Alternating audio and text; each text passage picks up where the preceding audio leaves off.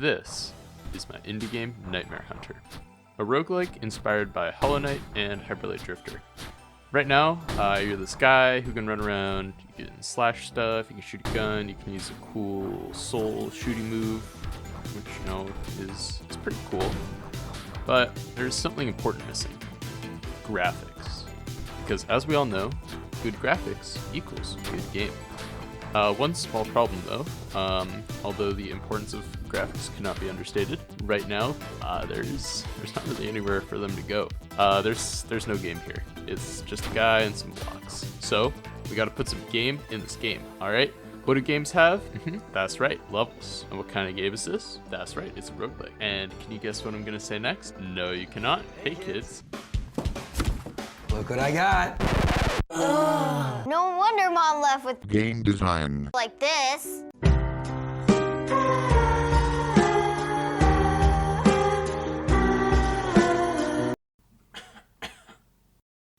But really, there's a lot of different ways you can randomly generate levels. You can take the Enter the Gungeon approach and do a dungeon containing individual challenges in separate rooms. There's the Binding of Isaac approach, which does something similar, but with all the rooms being uniform and like in a grid. Or, like I decided, you can go with the Nuclear Throne style and just have like an open, cavey map with a more natural feel to it.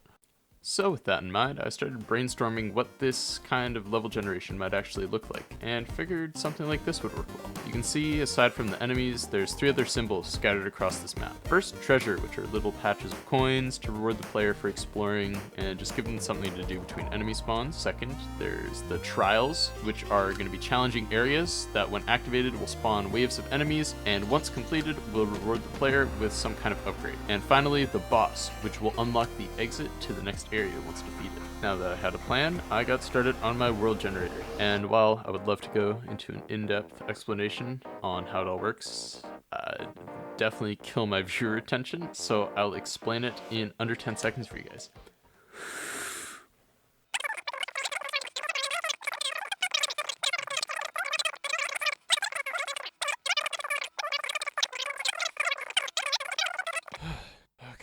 And bada bing bada boom, here's my guy, and oh, look what he's walking around in. It's a randomly generated level.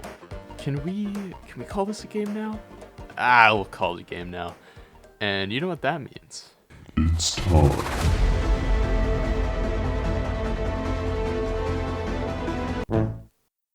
You guys like it? This is it. This is what the game's gonna look like. So now, with my concept art to guide me, I began adding the tree graphics into the game. To try and reduce the performance cost of these new graphics, I decided to add in all the trees using tile layers instead of individual sprites or objects, which worked great. I got everything generating nicely, and then I cruised around for a bit in the game. And damn, like I know I haven't added in all the details yet, but this world is feeling like super dead. So how can I breathe some life into this? That's right, it's shader time. Alright, step 1, Google GameMaker Wind Shader. Step 2, hit Control-C. Step 3, hit Control-V. Step 4, apply the shader to all my tile layers. Step 5, is go time. Okay, so apparently when you apply a shader to a tile layer, it applies it to each individual tile and not the whole layer, which looks super goofy. Luckily the solution is pretty straightforward. Instead of having the tile layers drawn normally, I have an object that draws them to a surface, and then I apply the shader to the surface, and then I draw the surface to the screen, which also has the added bonus of keeping the trees pixelated even when they're being distorted. Next, I set up a basic minimap using the wall grid data from the world generator. Eventually I'd like to expand this, because right now it just kind of shows you like your local area, which is not super useful, so maybe give it like a compass or a full screen mode where you can view more of the map. I'm not super sure on this, so if you've got any ideas, comment below and let me know.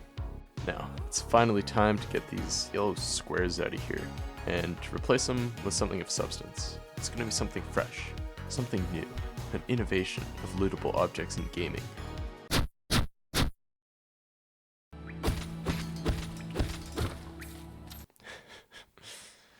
Nice. But for real, this next one is something original.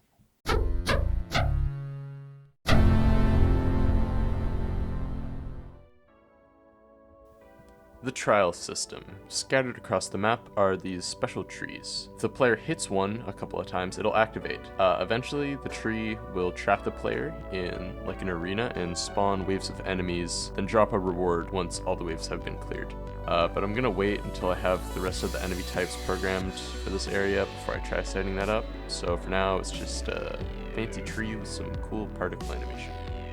While I was testing the trial system, I realized that everything seemed kind of spread out, and that the distribution of all the interesting things on the map was kind of bad and made for long, boring stretches where you're just kind of wandering around. So I went back into my world generator, shrank the map a little bit, and then just played with some numbers until I got everything spreading more evenly.